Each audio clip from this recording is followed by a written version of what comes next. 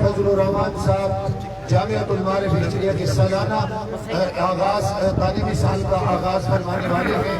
عزیز طلباء کی خدمت میں درخواست ہے بخاری شریف کھول لیں اور اس کی جو ہے نا درس میں حضرت بیان شروع کرنے والے ہیں۔ تمام حضرات ادب سے تشریف رکھیں۔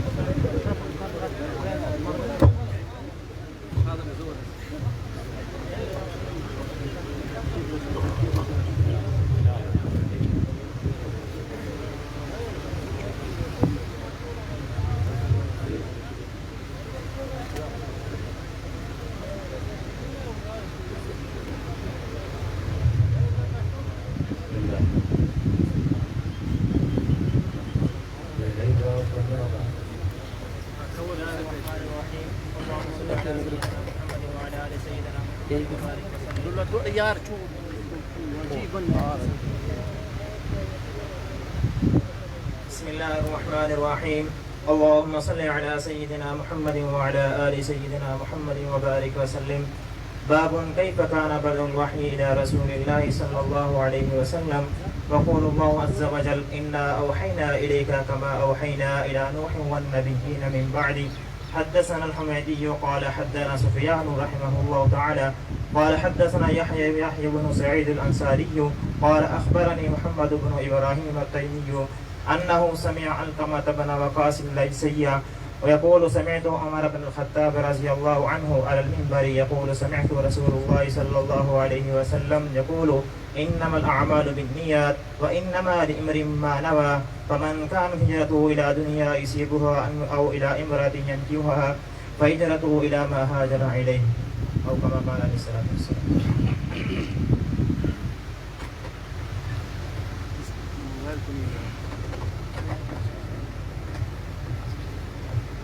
الحمد لله رب العالمين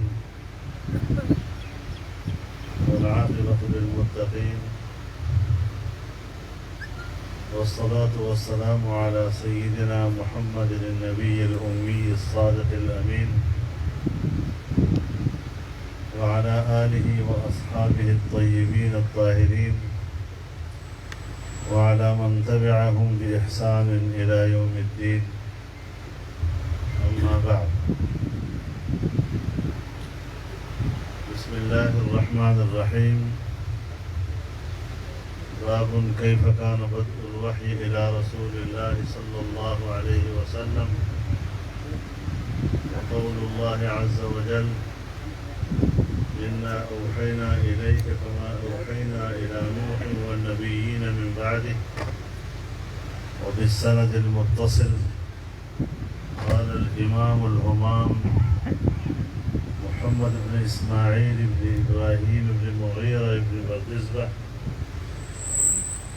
حدثنا الحميدي قال حدثنا سفيان قال حدثنا يحيى بن سعيد الأنصاري قال أخبرني محمد بن إبراهيم التيمي أنه سمع علقمة بن وقاص الليثي يقول سمعت عمر بن الخطاب رضي الله عنه على المنبر يقول سمعت رسول الله صلى الله عليه وسلم يقول إنما الأعمال بالنيات وإنما لامرئ ما نوى فمن كانت هجرته إلى دنيا يصيبها أو إلى امرأة ينكحها فهجرته إلى ما هاجر إليه.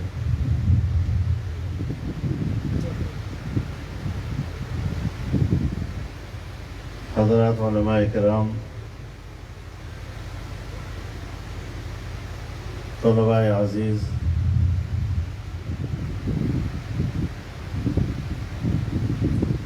نہایت قابل احترام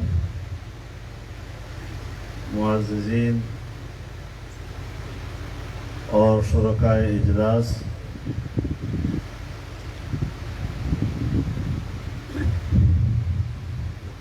ہم اللہ کا شکر ادا کرتے ہیں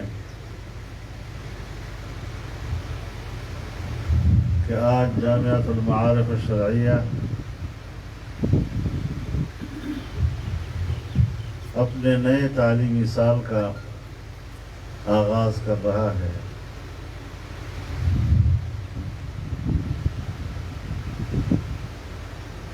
اور میں انتہائی شکر گزار ہوں ان تمام علماء کرام کا، مدارس کے ذمہ داران کا،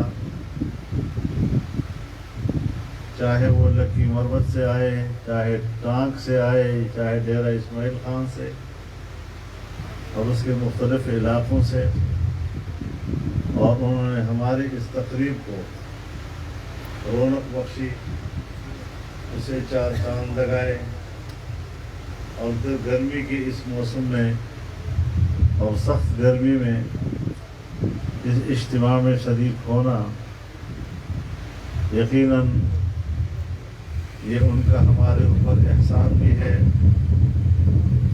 اور ہماری عزت افزائی بھی ہے، ہماری عزت افزائی بھی ہے۔ ہم ان کی یہاں پر قدم رنجائی کے لیے اللہ سے دعا کر سکتے ہیں کہ آپ کی تشریف آوری کو اللہ قبول فرمائے، اور اس مجلس میں جتنے حضرات شریک ہوئے ہیں اللہ ان کی شرکت کو قبول فرمائے اور اسے نجات کا ذریعہ بنائے۔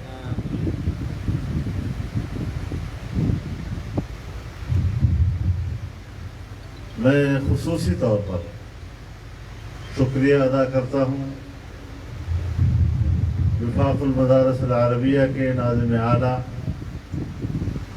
حضرت مولانا قاری محمد حنیف جالندری صاحب کا، اور حضرت شیخ زکریا صاحب رحمہ اللہ کے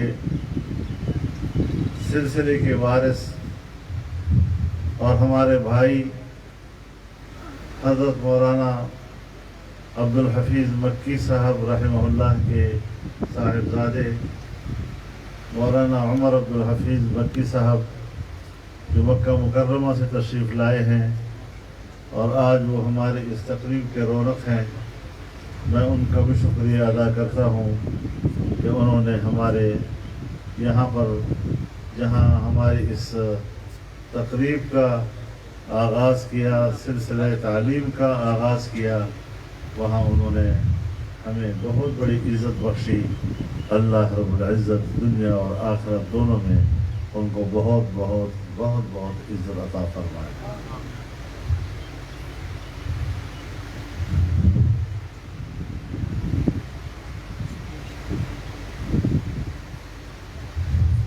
اگرچہ امام بخاری نے کتاب کا آغاز تو کتاب الوحی سے کیا ہے، بدء الوحی سے کیا ہے، اس بات پر تنبیہ کرنے کے لیے کہ وحی در حقیقت تشکیل حیات انسانی کا سبب ہے،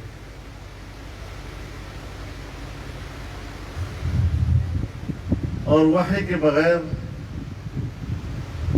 رہنمائی نامکمل ہے۔ عقل بہت بڑا رہنما ہے، لیکن ہر چند کے بہت بڑی نعمت ہے، بہت بڑا رہنما ہے، لیکن پھر بھی رہنمائی کے لیے کافی نہیں ہے۔ وہ متاثر ہوتا ہے، مغلوب ہوتا ہے بہت سے عوامل کی وجہ سے، جبکہ وحی کسی قسم کی خطا و انحراف کا اس میں امکان موجود نہیں رہتا۔ تو اللہ نے ایسی رہنمائی فرما دی کہ جس رہنمائی کے بعد کسی اور رہنمائی کی کوئی ضرورت نہیں۔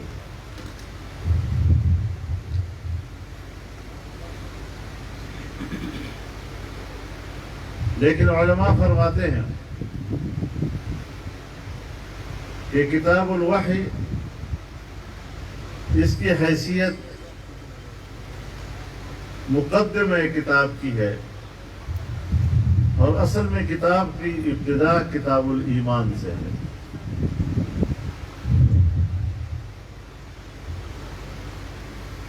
ابتدا بھی کتاب الایمان سے کی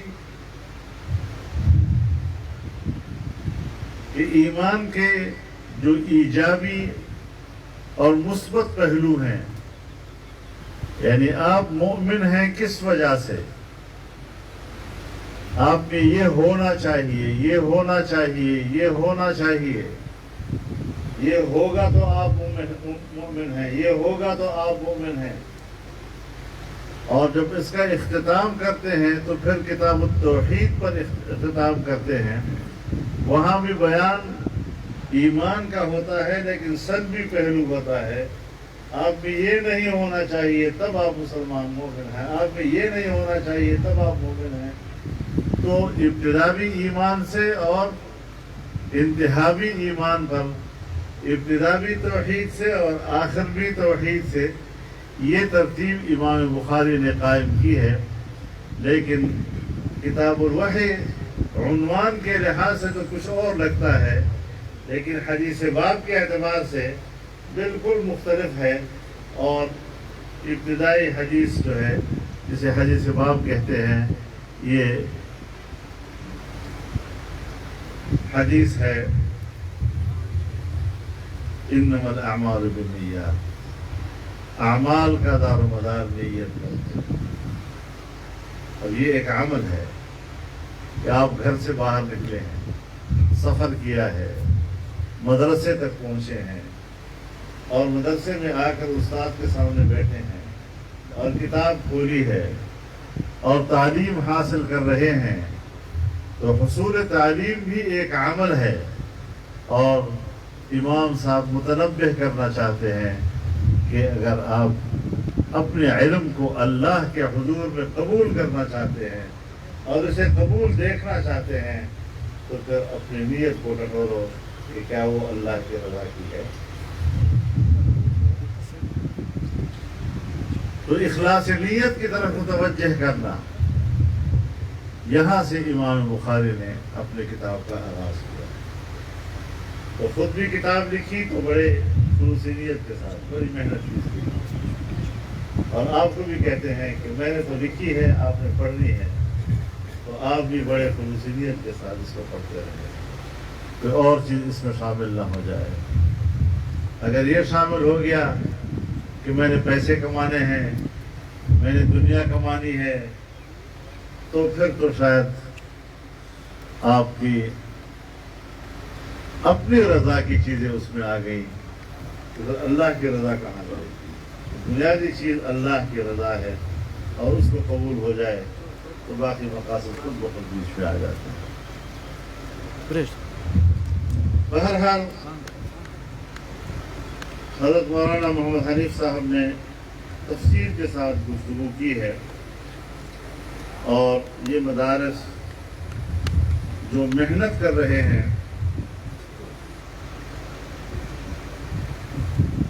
تعلیم کے میدان میں، یہ ایک بڑا جہاد کر رہے ہیں. آپ کو اندازہ نہیں ہے کہ جو ملک اس لیے بنا کہ جہاں اللہ کا دین ہوگا اور اللہ کے دین کی تعلیم ہوگی، اور پھر ہمارا آئین کہتا ہے کہ ہماری انفرادی اور اجتماعی زندگی اسلامی تعلیمات کے مطابق ہوگی. تو اسلام کا علم ہوگا تو آپ کی زندگی اس کے مطابق ہوگی. ہماری زندگی قرآن و سنت کے تابع ہوگی، تو قرآن و سنت کا علم ہوگا تو اس کے بعد پھر آپ اس کے مطابق زندگی گزار سکیں گے. یہاں تک کہ قانون سازی کے لیے کہا گیا ہے کہ قانون سازی قرآن و سنت کے مطابق ہوگی، اور کوئی قانون سازی قرآن و سنت کے منافی نہیں ہوگی. تو پھر قانون ساز اداروں میں قرآن و حدیث کا عالم ہوگا تو قانون سازی کر سکے گا، اور قرآن و سنت کا عالم نہیں ہوگا تو قانون سازی کیسے کرے گا؟ یہی وجہ ہے کہ سن 1973 میں آئین پاس ہوا اور اس آئین میں لکھا گیا کہ پاکستان کا مملکتی مذہب اسلام ہوگا اور قرآن و سنت کے مطابق تمام قوانین بنیں گے اور کوئی قانون قرآن و سنت کے خلاف نہیں بنے گا۔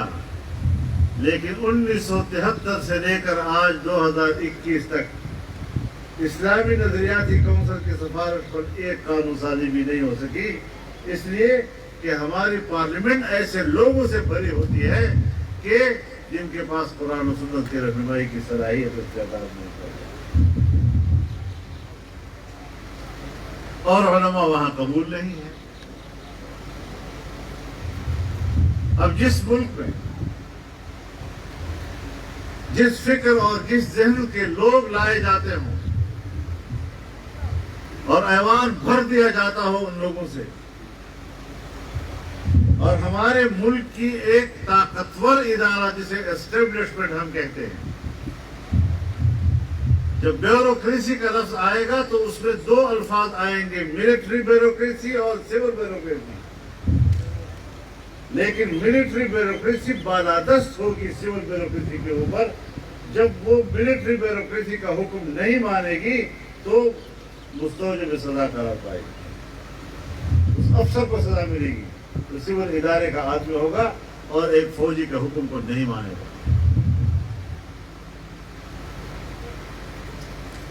تو ایسی بیوروکریسی تشکیل دینا اور ایسی پارلیمنٹ اور مقننہ تشکیل دینا اور ایسی عدلیہ تشکیل دینا کہ میرے نوٹس پہ ایسے ججز ہیں کہ جو خود کہتے ہیں کہ ہم عدالتوں میں فیصلے تو دیتے ہیں اور بزام خیر ہم قرآن و سنت کے مطابق دیتے ہیں، لیکن بعد میں ہمارا ضمیر ہمیں ملامت کرتا ہے کہ ہمیں تو اس مسئلے کا قرآن و سنت کے حوالے سے پتہ ہی نہیں۔ یہ ہے ریاست۔ ریاست میں ہمیشہ خود مختاری ہوتی ہے اور ریاست کے تمام ادارے آزاد ہوتے ہیں۔ ہم پاکستانی ریاست کے تابع ہیں، ریاست کے اندر کسی ادارے کے تابع نہیں ہیں، ادارے سب برابر ہیں۔ اور پھر اگر ہم اپنی خود مختاری کے تحت ملک میں قانون سازی نہ کر سکیں اور ہر قانون کے پیچھے ہم لکھیں کہ یہ قانون سازی اس لیے کی جا رہی ہے، یہ FATF کا تقاضا ہے اور اس کا حکم ہے، فلانا قانون بن رہا ہے، وضاحت لکھی جاتی ہے کہ یہ FATF کی ہدایات پر قانون سازی ہو رہی ہے، یہ FATF کے قانون سازی ہو رہی ہے۔ جب قانون کے پیچھے یہ لکھا جائے گا کہ یہ قانون سازی پاکستان کے سپریم ادارے پارلیمنٹ کے اندر ہو رہی ہے اور ایک باہر کے ادارے کے ہدایات پر ہو رہی ہے، تو پھر ایسے ملک کو ریاست نہیں کہا جاتا، ایسے ملک کو قانونی کہا جاتا ہے۔ ہمارے ملک کو انہوں نے قانونی بنا دیا۔ تو پھر سن لو، جب برصغیر قانونی تھا تو اس کالونی کو ریاست بنانے کے لیے میرے اکابر نے قربانیاں دی تھی، اور آج اگر تم پاکستان کو قانونی بناؤ گے تو ہم علی اعلان آپ کو بتا دینا چاہتے ہیں کہ پھر اس پاکستان کو بھی ہم ریاست بنانے کی جنگ لڑیں گے اور اس کے لیے قربانیاں دیں گے۔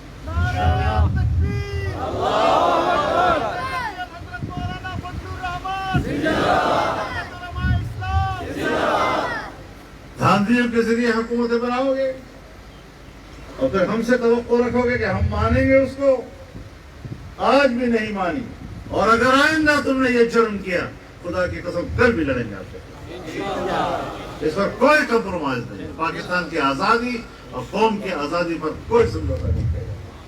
ساری دنیا سن لے، جو انجام ہو ہمارا کوئی مسئلہ نہیں، موت و حیات ہمارے اللہ ہے۔ تو پھر تم سے ہم زندگی کی بھیک کیوں مانگے؟ عزت اور ذلت کا مالک اللہ ہے، پھر تم سے ہم عزت کی بھیک کیوں مانگے؟ رزق کا مالک اللہ ہے، پھر تم سے ہم چند سکوں کی لالچ کیوں کریں؟ خودداری کے ساتھ خوددار ہے، اور جو آدمی خوددار ہوتا ہے، خود اعتماد ہوتا ہے، خود اعتمادی تب آتی ہے جب خدا اعتمادی ہوگی۔ خدا پر اعتماد نہیں تو اپنے اوپر بھی اعتماد نہیں کر سکتے، غلام بن کر رہے ہو۔ تو اس صورتحال میں سب سے زیادہ نشانہ دینی مدارس کو بنایا جا رہا ہے۔ کیوں؟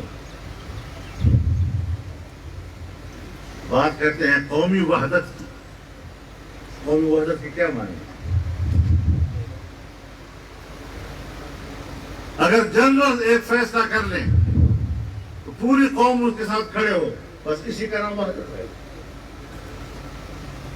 اس کے علاوہ آپ قوم کو تتر بتر کر دیں، لڑاؤ آپس میں، انگریز کی پالیسی کو تسلسل دو، لوگوں کو لڑاؤ گے تو ان پر حکومت کرنی آسان ہوگی۔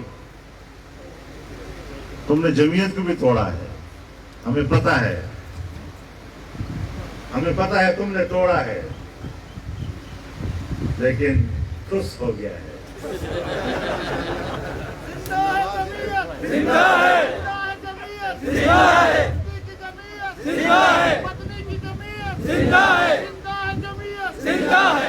تم نے وفاق المدارس کو بھی توڑا ہے، لیکن ٹھس ہو گیا ہے، تمہیں کچھ فائدہ نہیں کرا۔ نئے نئے وفاق بنائے گئے اور توقع کی گئی کہ اب بڑے بڑے سندات دیے جائیں گے، ڈگریاں دی جائیں گی، بڑے بڑے نوکریاں دی جائیں گی، معاش دیا جائے گا، مراعات دی جائیں گی، اور اس لالچ میں تم سوچتے ہو کہ ہمارا کوئی اور مدرسہ اس لالچ میں وہاں چلا جائے گا، ان بورڈوں میں شامل ہو جائے گا اور وفاق کو چھوڑ جائے گا۔ میں آپ کو واضح طور پر کہنا چاہتا ہوں کہ ابھی پچھلی حکومت جو تھی یہاں صوبے میں پی ٹی آئی کی، اس نے مجھے، ان کے لوگوں نے مجھے کہا تھا کہ یہاں اب یہودیوں کو پیسہ آئے گا اور بہت بڑا پیسہ آئے گا، اور گلی گلی کوچے کوچے میں جائے گا، اور مسجد مسجد میں جائے گا، اور تمہارے مولوی تک پہنچے گا۔ اور مجھے کہا مولانا صاحب آپ پھر تنہا رہ جاؤ گے، تمہارا مولوی میرے پاس نہیں ہوگا۔ اور آخر میں جا کر انہوں نے 10,000 ماہانہ اعزازیہ مقرر کیا مولوی صاحبان کے لیے۔ میں سلام پیش کرتا ہوں اپنے ان علماء کرام کو، ان ائمہ مساجد کو، ان غریب مولویوں کو کہ جنہوں نے پورے صوبے میں اتفاق رائے کے ساتھ منہ پہ مار دیا ان کے، اور کہا کہ ہم تمہارے پیسے قبول کر لیں۔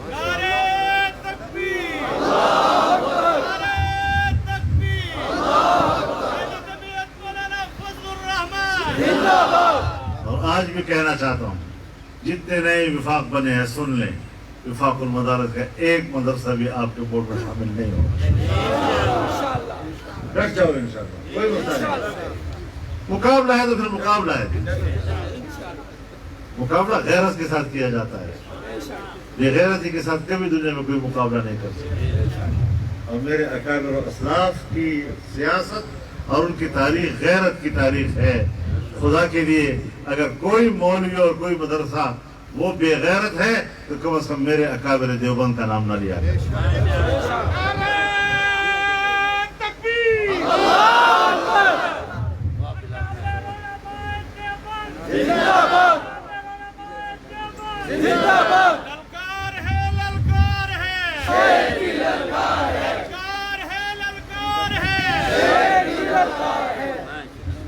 میرے محترم دوستو، آج ہمیں فکر اس بات کی ہے کہ ہمارا ملک ڈوب رہا ہے، اسے ڈبویا جا رہا ہے، اور اس وقت مہنگائی کہاں پہنچ گئی؟ غریب آدمی سے پوچھو نا، چھاپڑی والے سے پوچھو نا، محلے کا غریب آدمی صبح شام گھر میں پکانے کے لیے بازار سے راشن لاتا ہے، اس سے پوچھو نا، اس کا جیب جواب دے چکا ہے۔ خودکشیاں کرنے پہ مجبور ہو گئے. مائیں اشتہار لگاتی ہیں بچوں کو بٹھا کر، بچے برائے فروخت. کیا کرے؟ ماں باپ نے اپنے ہاتھ سے بچوں کو اٹھا کر نہر میں پھینک دیا کہ ہمارے بس میں نہیں کہ ہم کو کھلا پلا سکے، اور ان کی بھوک ہم زندگی برداشت کریں. اس پاکستان میں ہوا. اور پھر بھی اگر کسی کو ناز ہے کہ ہم نے کمال کر دیا ہے، ہم نے پی ٹی آئی کی حکومت دھاندلی کے ذریعے لائی ہے، زبردست ہو گیا ہے، تف ہو تمہاری عقل پر، تف ہو تمہاری سوچ پر. گردنیں اونچی کر کے اور نخرے کرتے ہو ہمارے اوپر. ہمارے گردن اور اونچے ہیں انشاءاللہ. اور میں تمہیں کہنا چاہتا ہوں کہ اتر کر قصر عالی سے ہمارے روبرو آؤ. بلندی سے ہمارے قد کا اندازہ نہیں ہوگا.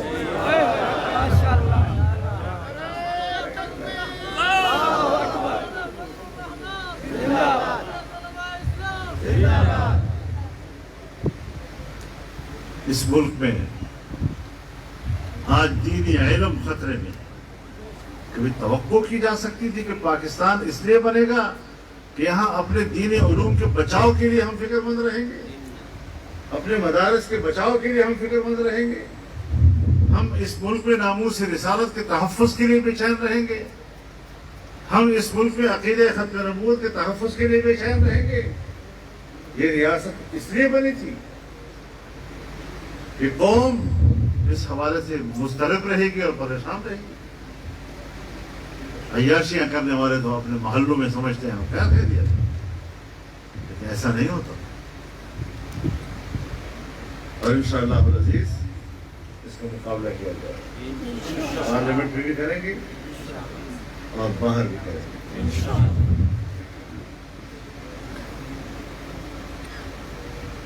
امن و امان تباہ ہو چکا ہے ملک.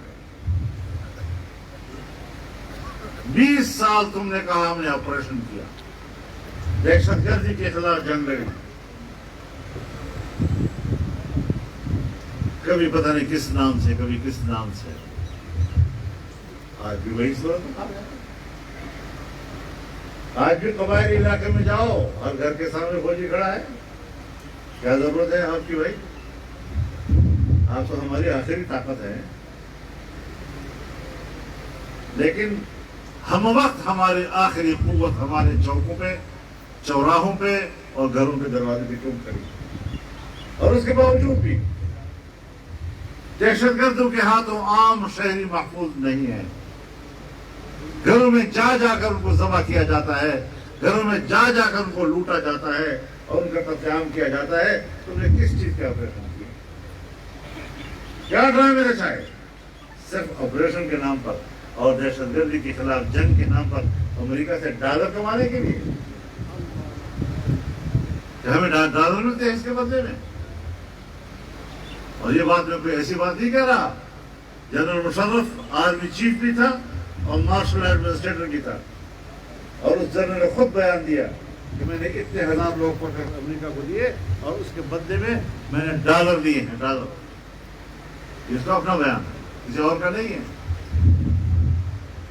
ریٹائر ہونے کا مطلب یہ نہیں کہ اس کے بعد ادارہ بری ذمہ ہو جائے. فلانے نے بکواس کیا تھا ختم ہو گیا. آپ بھی ثابت کریں کہ آپ اس ذہنیت کے لوگ نہیں ہیں. آپ اس ملک میں کسی آئین کے پابند ہیں، کسی قانون کے پابند ہیں. ہم سراخوں پہ آپ کو رکھنے کے لیے تیار ہیں. میں تو کہا کرتا ہوں کہ جو ہماری فوج ہے یہ ہمارے لیے ایسی ہے جیسے ہماری آنکھوں کی پلکیں. پلکیں عزیز ہوتی ہیں اور پلکیں آنکھوں پہ بوجھ بھی نہیں ہوتی. پلکیں آنکھوں پہ بوجھ نہیں ہوا کرتی، لیکن اگر پلکوں کا ایک بال آنکھ کے اندر چلے جائے تو پھر آنکھ بے قرار ہوتی ہے یا نہیں ہوتی؟ پھر وہ اشک بہاتی ہے، اشک بہا بہا کر اس بال کو باہر نکالتی ہے. لیکن اگر وہ اشک بہا بہا کر بھی بال باہر نہ آئے تو پھر اس بال کو نکالنا پڑتا ہے، تو نکالنا پڑتا ہے۔ ہم تو آپ کو آنکھوں کے پلکے سمجھیں اور آپ پلکوں کا بال بن کر آنکھوں کے اندر جائیں، یہ کیسے ہو سکتا ہے؟ آپ کا کام یا بیرکوں میں رہنا ہے یا سرحدات پہ رہنا، بس اپنے ملک کے اندر گلی گلی کوچے کوچے چوک چوک پہ کھڑے ہونا آپ کی تنقید ہو رہی ہے آپ کو۔ ایک فوج تو ہے جس کو ہم چاہتے ہیں کہ وہ تنقید سے بالا تر ہو، ایک فوج تو ہے جو ہم سمجھتے ہیں کہ پوری قوم کے لیے متفقہ ادارہ ہو، اور اگر آپ ہی متنازع بن گئے تو کیا ہوگا؟ دوسروں کو متحد رکھو، قوم چاہے گی آپ متحد رہو۔ انگریز کی پالیسیاں ختم ہونی چاہیے۔ اب امریکہ کو اڈے دے رہے ہیں، بھائی یہ آپ کا اختیار نہیں ہے کہ ہم امریکہ کو اڈے نہیں دیں گے، یہ اس کا اختیار ہے کہ وہ اڈا لے گا یا نہیں لے گا۔ ان بیانوں سے ہمیں مٹر کھاؤ، ہمیں تمہارا ایمان معلوم ہے۔ افغانستان سے ہار گیا، بھاگ گیا، اور پاکستان میں اڈے مانگ رہا ہے۔ اور تمہیں اگر ضرورت ہے کہ ہم کہہ سکیں کہ ہم امریکہ کو اڈے نہیں دیں گے، یہ ضرورت تمہیں افغانستان نے عطا کی ہے، اور افغانستان سے پہلے مشرف نے اللہ کا شکر ادا کیا کہ امریکہ کو میرے ملک میں اڈوں کی ضرورت پڑ گئی۔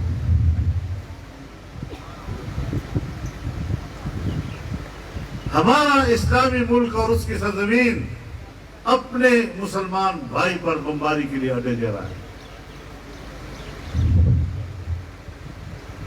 یہ قرآن کی روح سے بھی ناجائز ہوتا ہے، شریعت کے تعلیمات کے خلاف، مسلمان ہونے کا تقاضا ہی نہیں ہے یہ بات جو انہوں نے یہاں پر کی۔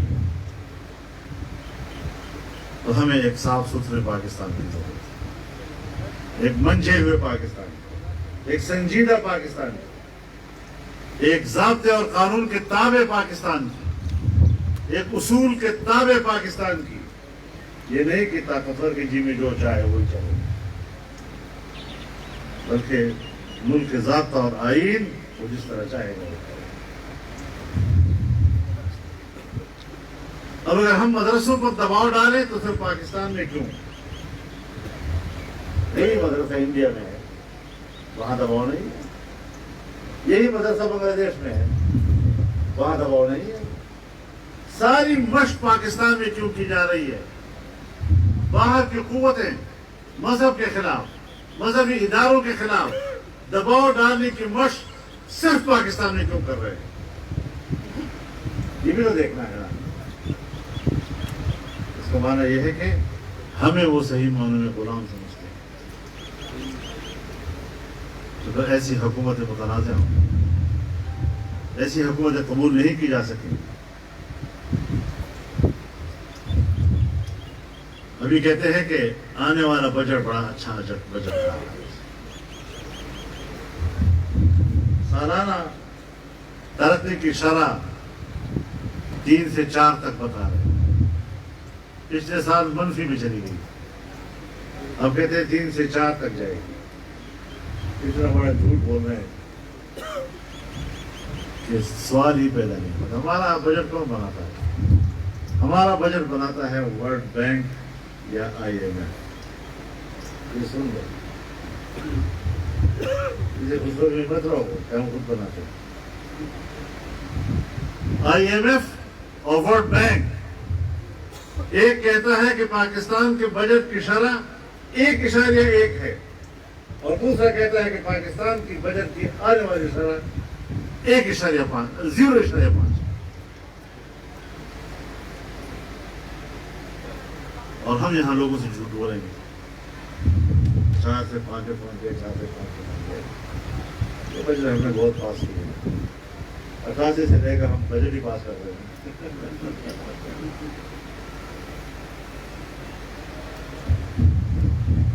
ہمارے سامنے آپ ایسی باتیں نہ کیا کریں.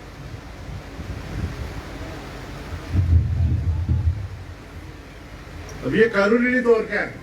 پاکستان میں حکومت تو دھاندلی کے ذریعے، گلگت بلتستان میں حکومت تو اسٹیبلشمنٹ کی بنائے گی، صوبوں میں حکومت ہے تو اسٹیبلشمنٹ کی بنائے گی. ابھی کشمیر میں الیکشن ہو رہے ہیں تو باقاعدہ وہاں پر ہمارے بہادر جو ہیں وہ کشمیر کو فتح کرنے کی بجائے وہاں کی حکومت کو فتح کر رہے ہیں. تو جو کشمیر تھا اس کو تو حوالے کر دیا، جو اس سے ہمارا کوئی سروکار نہیں. ادھر فاٹا کا انتظام کر دیا. اب فاٹا کا انتظام کے 5 سال ہو گئے ہیں. فاٹا کے لوگ نہیں سمجھتے کہ اب ہم پاکستان میں ہیں یا پاکستان سے باہر ہیں. قانون کون سا چل رہا ہے یہ اب ان کو بیچاروں کو پتہ نہیں چل رہا کہ پرانا قانون چل رہا ہے یا نیا قانون چل رہا ہے.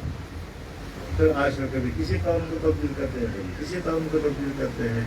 نظام ہے کہ نہیں چل رہا. یہ نظام ہے کہ ایک عام پولیس کے سپاہی کو ایس پی کے رینک لگا دیے گئے. ایس پی کے رینک ایک سپاہی کو لگا دیے گئے اور وہ کمبا سے اسلام آباد میں پہنچ گئے.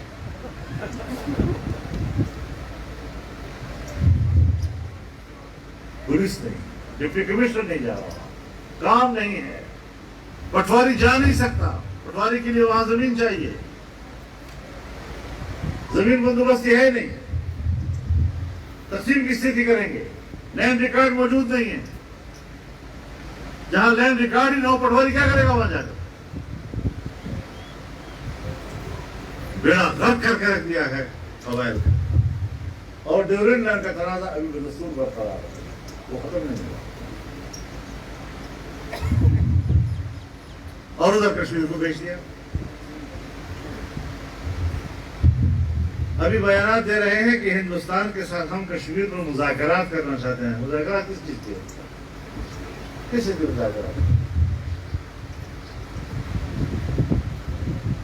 وہ کھڑک ہو گیا، چلا گیا، ان کے پیٹ میں ختم ہو گئی بات. کس چیز کے مذاکرات ہو؟ ایک کشمیری لیڈر آج اس وقت چاہے اس سائڈ پر ہو چاہے اس سائڈ پر ہو آج خود کشمیر پر بات نہیں کر رہا ہے. کیا کہے بیچارہ؟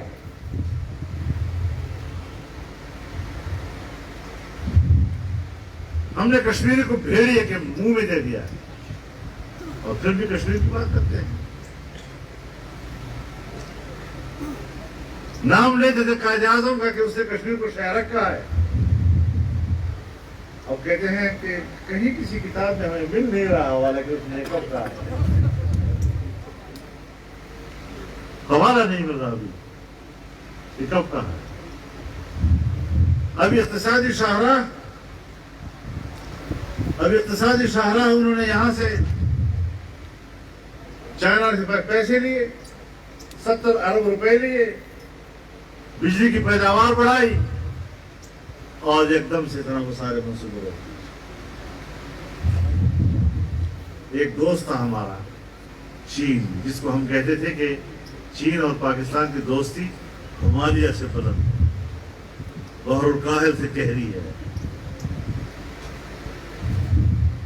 شہد سے میٹھی ہے. وہ دوستی جب اقتصادی دوستی میں تبدیل ہوئی تو آپ نے اس دوست کے اعتماد کو بھی تباہ و برباد کر دیا. ہم کہاں رہ رہے ہیں؟ کن کے ہاتھوں میں ہم کھلونا بن رہے ہیں؟ کیوں بن رہے ہیں؟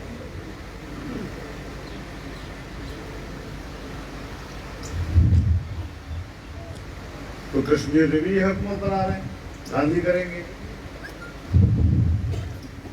گلگت میں بھی یہی دھاندلیاں کی گئی، پاکستان میں بھی دھاندلی کی گئی، صوبوں میں بھی دھاندلیاں کی گئی.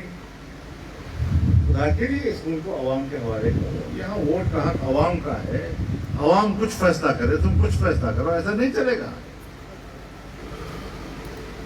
تو آج کی اس تقریب کا میں نے فائدہ اٹھایا ہے کہ جہاں تعلیمی افتتاح ہو رہا ہے وہاں ان چیزوں کو بھی علماء کرام مد نظر رکھیں.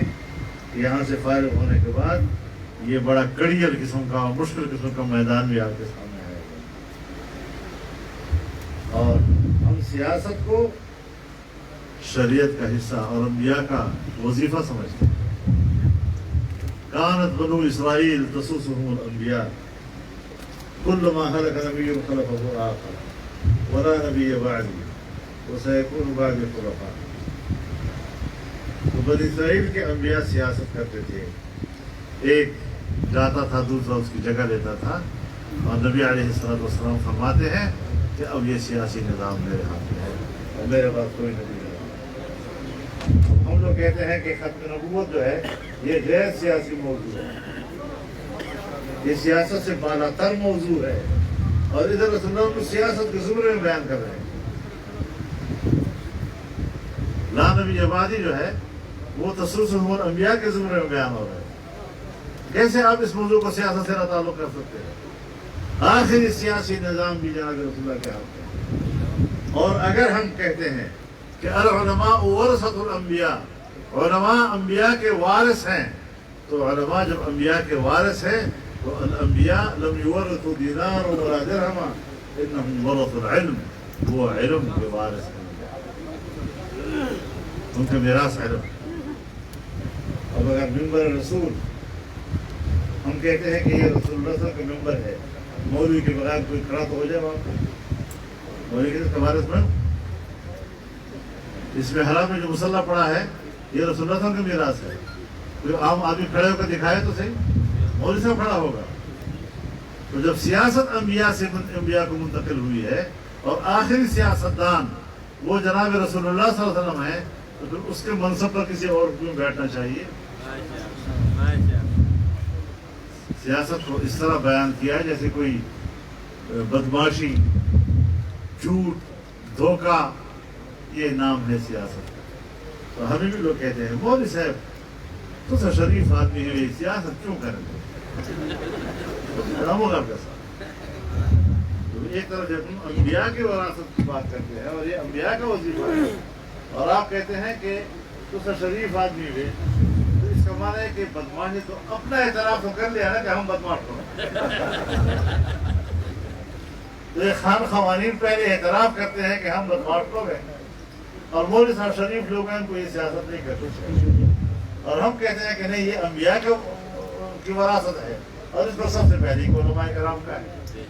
इंशाअल्लाह अज़ीज़ हमने इस दीन का हक अदा करना है, और इसको सही तौर पर जब हम समझेंगे तो हम इसकी नुमाइंदगी के होगा।